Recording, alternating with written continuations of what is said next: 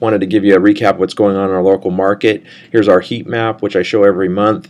Very tight inventory across the board. In fact, a couple areas, one area in particular, Area 530, which is East Bellevue, is at 0.8 months supply.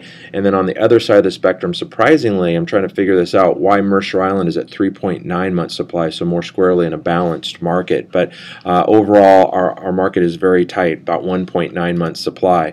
As far as some interesting statistics, our housing summary, housing supply down 47%. Our closed sales are up 41% versus previous year, which is incredible. Our median active list price is up 31%. So we're clearing out a lot of these bank-owned properties, a lot of the lower-end properties, and getting prices that are at least the active list price is moving up. Our median closed sale price is up 8%, which I think is just probably the beginning of seeing significant appreciation in the area, which I'm going to talk about. Actually, here's a great case study.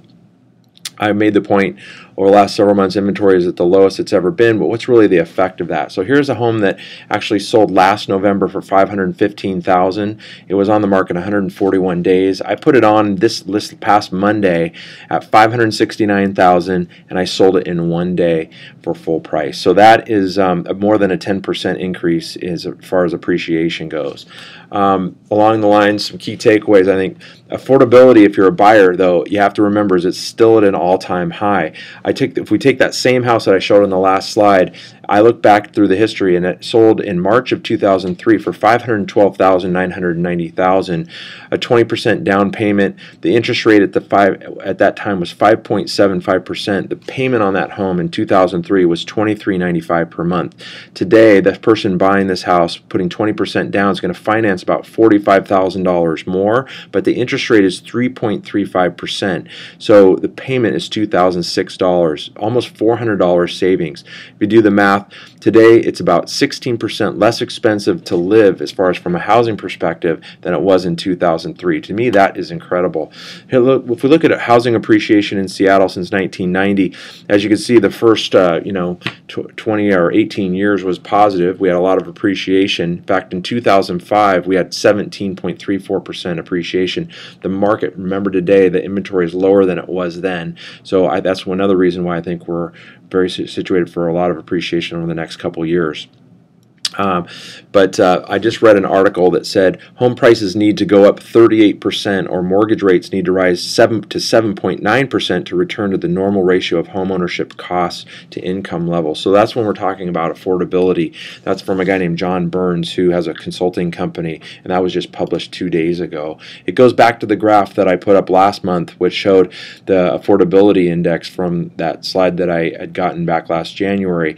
The green line being what people could afford to pay for homes, and the blue line being what people are actually paying. So when you combine these low interest rates with these low prices, even though you're not buying at the bottom, it's still an amazing time. Wanted to address also an interesting, why would you even sell in this market when prices are going up? So there are a couple of reasons that I came up with. One, if you're looking to move up, you're looking for a more expensive home, or you're looking to change neighborhoods, schools, maybe get closer to work, now's the time to do it. If you're downsizing, maybe you're a baby boomer who is retiring, you might really want to think about, if I'm going to sell, should I rent?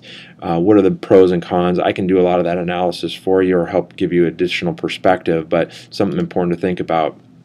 Maybe you have a company that's paying for relocation. That would be another reason. But here's one that many people are probably thinking about.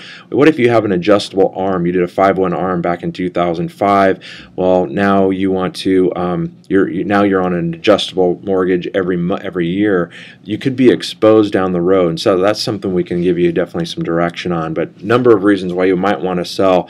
But whether you're a buyer or seller, now is a very interesting time in real estate. Please call me with any questions, and thanks for listening.